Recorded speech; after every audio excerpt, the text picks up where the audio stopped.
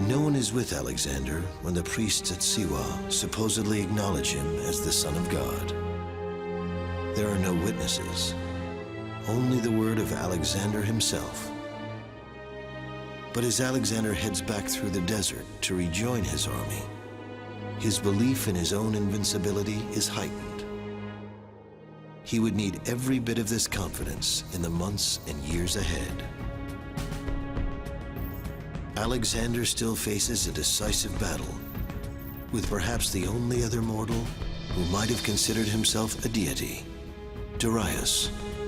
And the Persian king is preparing a secret weapon for their next encounter, designed to render Alexander's most powerful war machine, the phalanx, useless.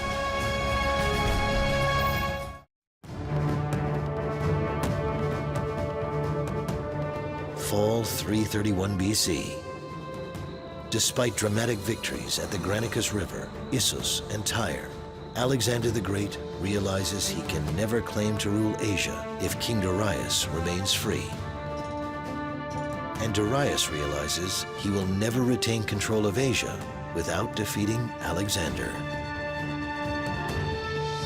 The two commanders know an ultimate showdown must take place.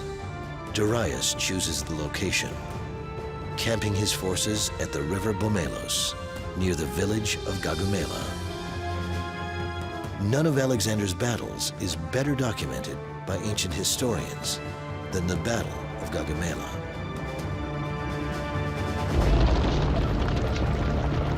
Darius assembled his forces and made everything ready for battle.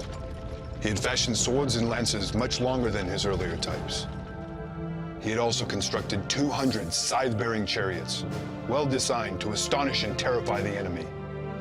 From each of these were projected out, beyond the trace horses, scythes nearly 1 meter in length, presenting their cutting edges to the front.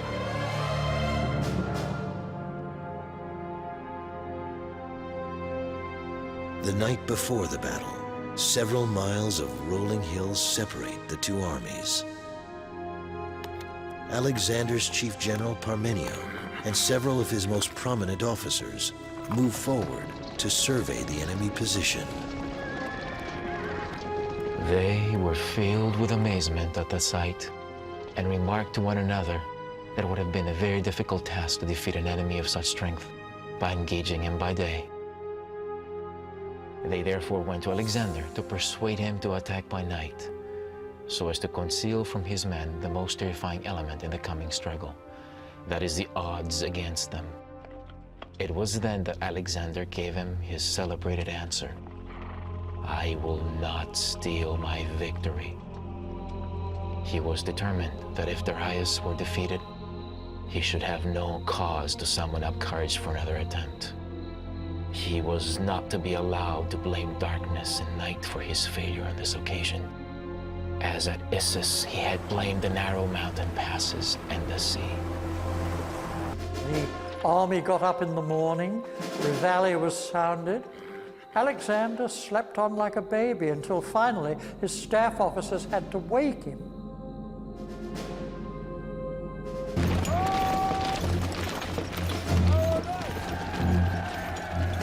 Slowly but methodically, Alexander's phalanx marches forward in formation to encounter Darius's new rolling weapons.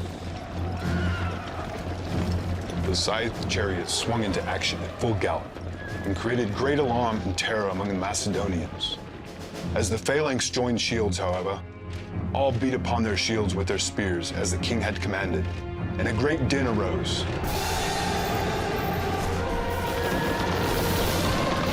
In some instances, the horses were killed by javelin casts, and in others they rode through and escaped. But some of them, using the full force of their momentum and applying their steel blades actively, wrought death among the Macedonians in many and various forms. They severed the arms of many, shields and all, and in no small number of cases, cut through necks and sent heads tumbling to the ground with the eyes still open and the expression of the countenance unchanged. And in other cases, they sliced through ribs with mortal gashes and inflicted a quick death. Facing a king and his army, fighting with superhuman strength and passion to retain control of Asia, Alexander's soldiers find themselves, for the first time, struggling not to win, but simply to survive. The situation looks horribly bleak for the Macedonian general Parmenio, who heroically attempts to maintain order in a valiant struggle with his infantry. He realizes there is only one person who has the capacity to turn the tide of battle, Alexander himself. But Alexander is preoccupied, personally fighting his way toward the chariot bearing King Darius. Alexander has sighted his adversary through the ranks of cavalry, who were closely massed to guard the lofty chariot in which he stood.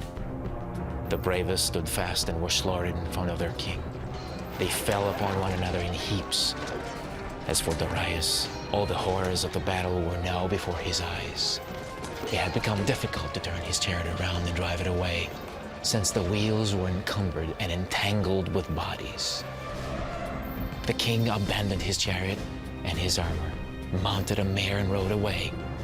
It is believed that he would not have escaped at the moment had not Parmenio sent another party of horsemen, begging Alexander to come to his rescue.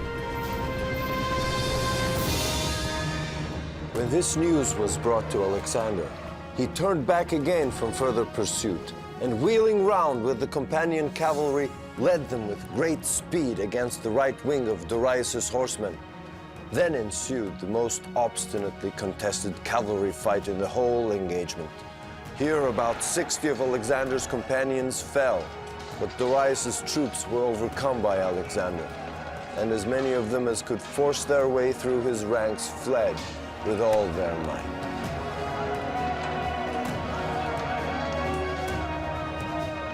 What may have first appeared to be impending doom for Alexander proves to be yet another episode confirming Alexander's genius as a commander.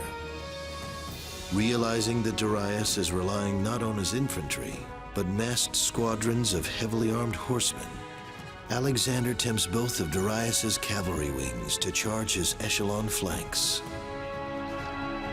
Alexander hopes that the flanks can hold out just long enough to create a gap in the Persian line, allowing Alexander's companion cavalry to punch through, which they do with perfect timing. Historians past and present consider the strategy masterful. Of Alexander's men, about 100 were killed, and more than 1,000 of his horses were lost, either from wounds or from fatigue in the pursuit. Of Darius's forces, there were said to have been 300,000 slain, and far more were taken prisoner than were killed. The Battle of Gaugamela leaves no doubt that Persia is now under Alexander's control. But of far greater importance for the warrior king is the capture of King Darius. Alexander knows Darius will be far more valuable governing Persia under his command than as a deceased ruler. But would he be able to capture the fallen king alive?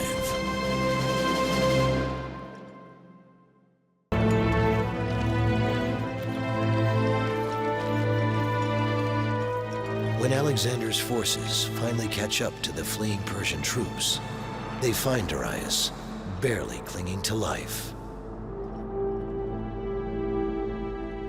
They found him at his last gasp.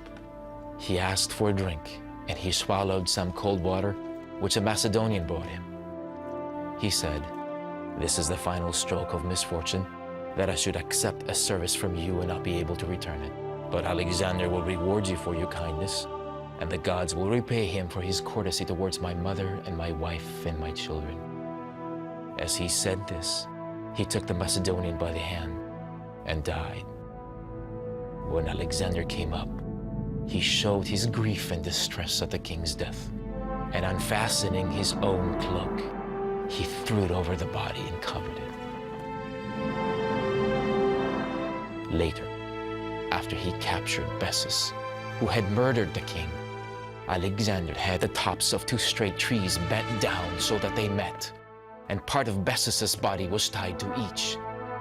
Then when each tree was let go and sprang back to its upright position, the part of the body attached to it was torn off by the recoil. As for Darius's body, he sent it to his mother to be laid out in royal state. With Darius dead, Alexander's conquest will ultimately be assured. But in the ensuing months, Alexander faces new enemies within his own army and within himself.